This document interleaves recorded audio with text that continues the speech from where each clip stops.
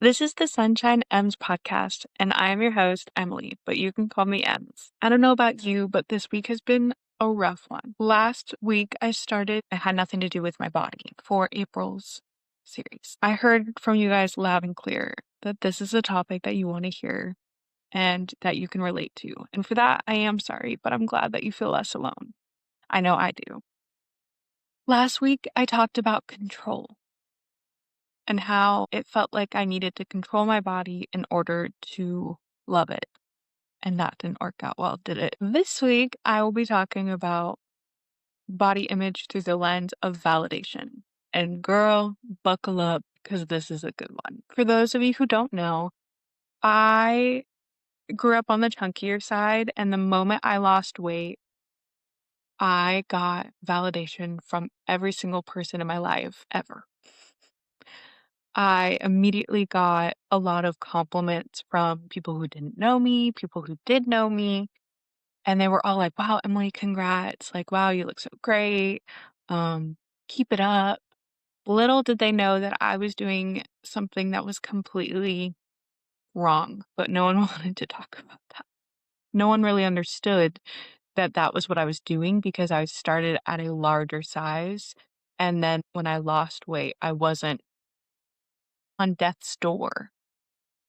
But what I was doing was completely unhealthy, disgusting, and full of shame and hate. I thought being attractive would fix everything. And I equated how I looked and my body image. I equated that to like my dream body being someone who was small. I didn't even want to be strong because back then, strength was not a trait that you correlate with femininity and women. I wanted to be the absolute smallest person ever.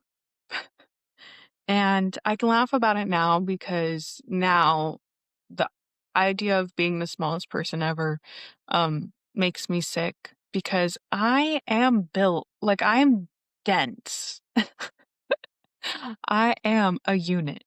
Okay, I can lift heavy, I can push heavy, I can pull heavy, I can save myself, I can fight off others. I can do a lot with my body that I was not able to do when I thought that I was my most attractive self. And I just got so much praise for finally looking like the typical norm. All of that validation that I got from my friends, from my family, from guys, I started getting hit on. And not as a joke. I started getting a lot of attention, a lot of unwanted attention. And now that guys were interested in me, guess what happened? I immediately let them into my life because that never happened to me. So there I was, sophomore year of high school, and I was dating a guy who, one, I wasn't supposed to be dating at all. Parents, if you're listening to this, sorry. But two, he was slimy.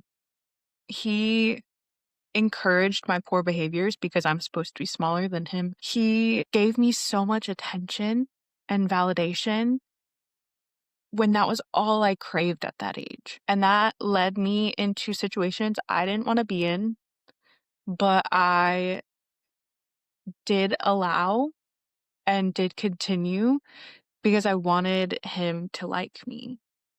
I wanted him to choose me. We attach body image to being chosen or loved or enough. But I was already enough before I lost weight. And I'm still enough as I gained weight. I was loved before, I was loved during, and I am loved now. For some reason, I really equated the fact that all of these people wanted me when I was my smallest. And it is not a strange theory to have. Anyone who has lost weight and or gained weight knows that when you were smaller of the two, you were treated differently. That's a fact. You hate to be right on that one, but it is true. So many people get looked over because of how their body looks. So many people get looked over if you are more, if you weigh more. If you weigh less, now people are having conversations of whether or not that's healthy, but that was not the normal thing. People didn't really ask it, "Oh, is she okay?" when someone was smaller. It was always, "Whoa, the big girl, the overweight girl." And mind you, I was quote unquote overweight big, and I was like 160 in high school. That's not big. Hate to be the bearer of bad news. That's not big. And muscles are important.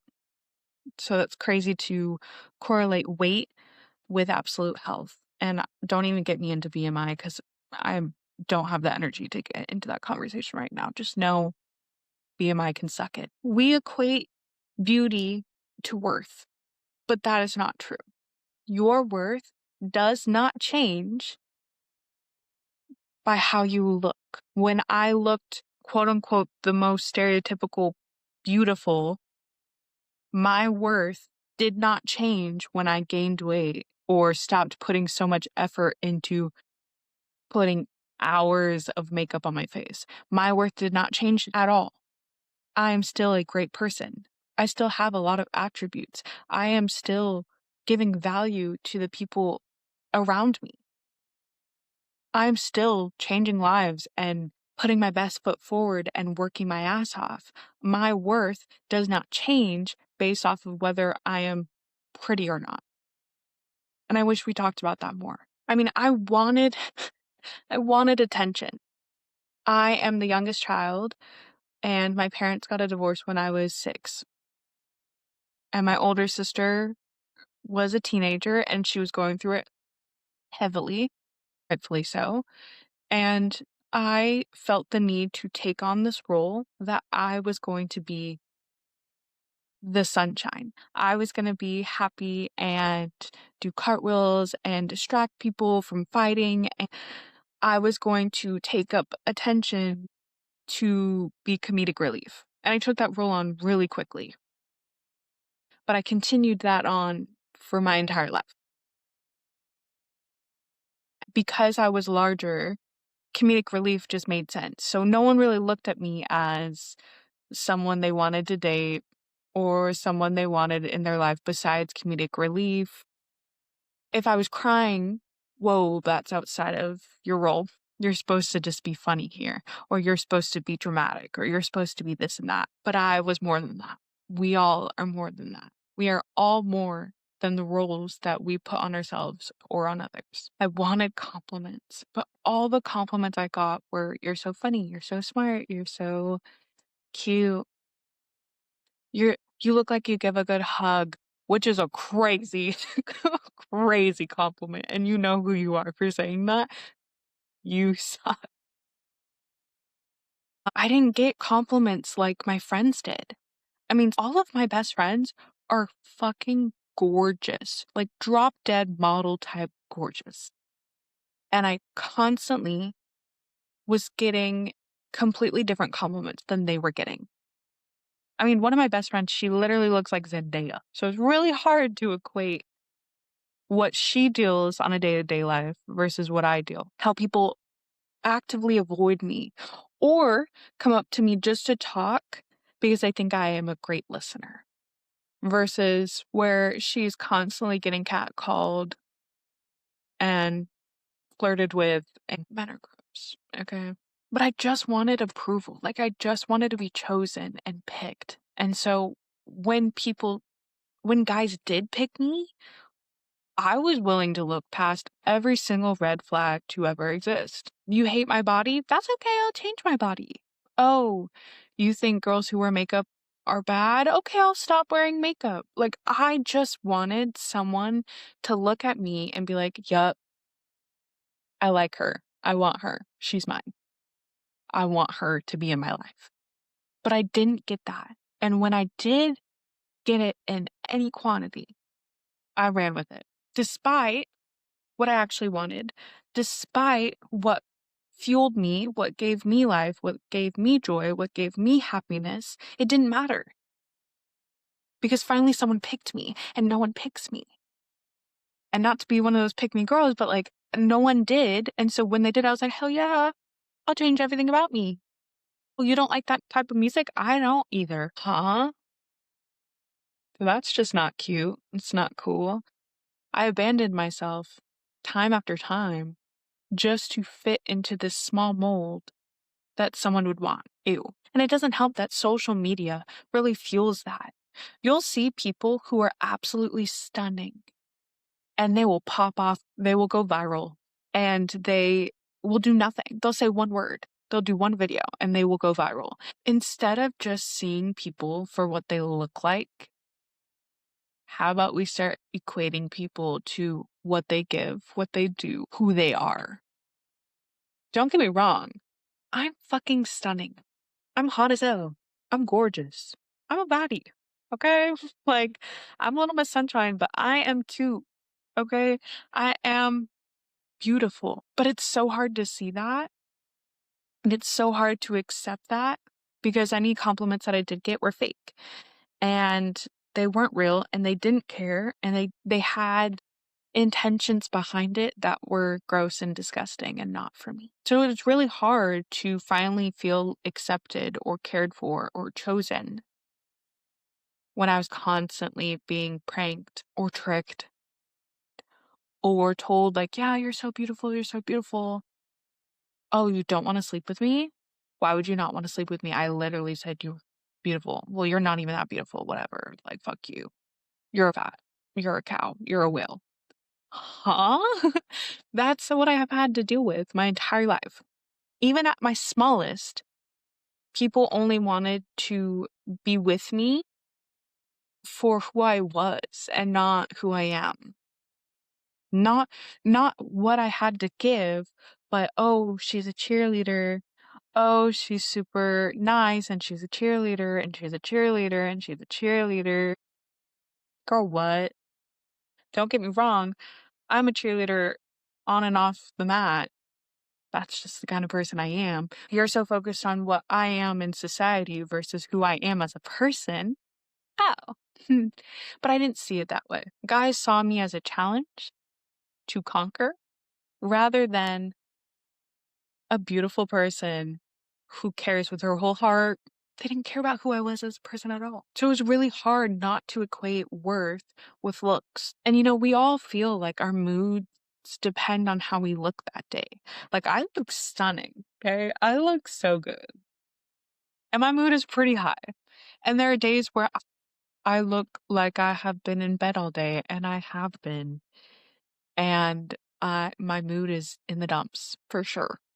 For sure. But there are also days where I am in a sweatsuit, whatever, and I'm having a great day. And it has nothing to do with how I look, because how I look does not dictate how my day is. But we even see outfits and the way that we put on outfits, like when we change up our style, it's an identity change. And that's not true either. I think it just gives us um the green light to try out a different identity. But it does not change who we are deep down. And we're all seeking reassurance and kindness and acceptance. We're all seeking that. And validation doesn't mean that it's wrong. Like, validation and wanting validation, it's not wrong. But depending on it is exhausting. At the end of the day, I didn't want a different body. I wanted to be wanted. Take it from someone who did lose the weight in a dangerous, reckless way. It wasn't worth it because I still wasn't wanted for who I am deep down. I was wanted by what I am in society or my looks. But I've always said my looks are the least cool thing about me. It's the least interesting thing about me. My body, it's the least interesting thing about me. Next week, I will be talking about comparison. And like I said, I have very beautiful, stunning friends. So comparison has been a really hard thing to battle. So be prepared for that next Friday. And don't forget that every Tuesday, I have a golden hour mini series where I give you guys the platform to speak on anything you want to say, anything you want to share, and just get off your chest. If you're interested in adding to the Google form, you are more than welcome to do that. And the link is in the show notes or the description below. Thank you so much for listening to this week's episode. I hope you took what you needed, left what you didn't, and I will see you guys next time. Until then, show up for yourself. If you don't, if you're not willing to, I will show up for you. I love you guys.